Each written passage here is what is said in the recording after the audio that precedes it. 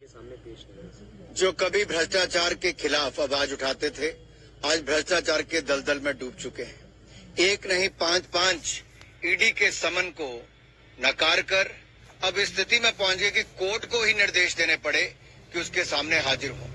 आखिर कब तक अरविंद केजरीवाल भ्रष्टाचार के गंभीर आरोपों से बचते रहेंगे? कब तक ईडी की जांच से बचते रहेंगे? अब वो समय आया है कि कोर्ट के सामने जाएं। लेकिन केजरीवाल जी, जो पुरानी झूठ बोलने की आदत है ना, और झूठे आरोप लगाने की आदत है, कम से कम कोर्ट में जाके वो मत करना, वहां सच बोलना।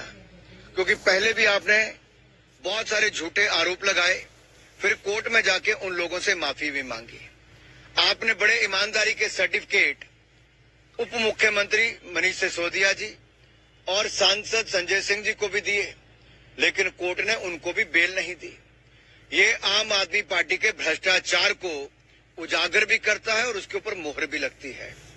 अब समय आया है अरविंद केजरीवाल की रोज की टिप्पणियां करना, मीडिया में सुर्खियां बटोरना, अब केवल उससे छुट्टी पाकर अब जवाब देना ही होगा भ्रष्टाचार का।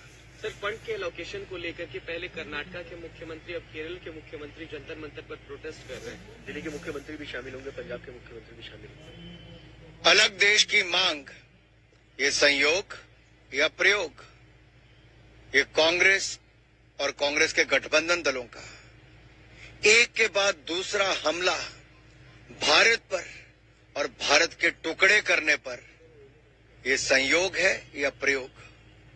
देश को जवाब चाहिए। जब टुकड़े टुकड़े गैंग जेएनयू में थी तो राहुल गांधी उनका समर्थन करने गए। मैंने तब भी संसद में खड़े होकर कहा था, आखिर देश के कितने टुकड़े करना चाहते हैं राहुल गांधी और कांग्रेस पार्टी, और किस टुकड़े पर राज करना चाहती है कांग्रेस और राहुल गांधी? आज उसका जवाब इनको देना ही पड़ेगा।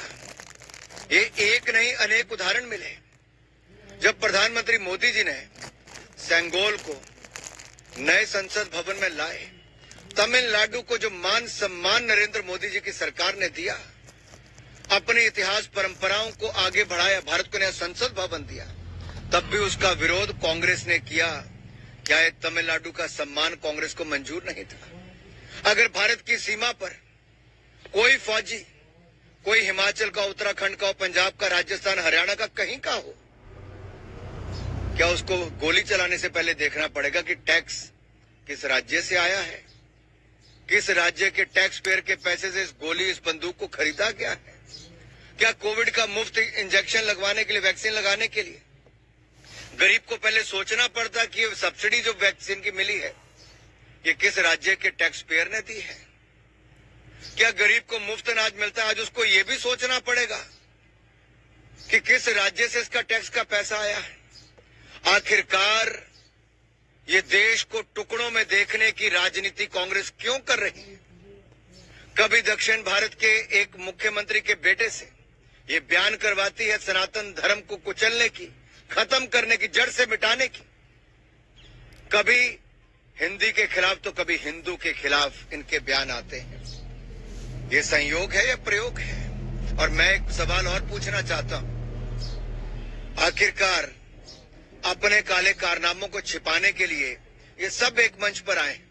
अरविंद केजरीवाल को अपने भ्रष्टाचार को छिपाना है तो रोज उल्टे सीधे बयान करके सुर्खियां बटोरनी है।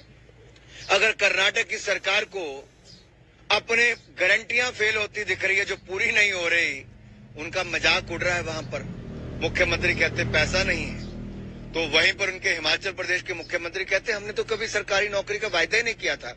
मैं आपको बाइट भी सुनाना चाहता हूं, मैं टीवी चैनल से अनुरोध करता हूं, प्रियंका गांधी का भाषण सुनाइए चुनाव के समय। उन्होंने कहा था 1 लाख सरकारी नौकरियां प्रति वर्ष मिलेंगी, यानी कि 5 लाख साल की। अब मुख्यमंत्री कहते हैं हमने कभी सरकारी नौकरी का नहीं कहा। ये एक के बाद फेल होती कांग्रेस पार्टी और विपक्षी दल आज देश को तोड़ने पर आगे अपनी राजनीति को करने, ये संयोग है या प्रयोग है?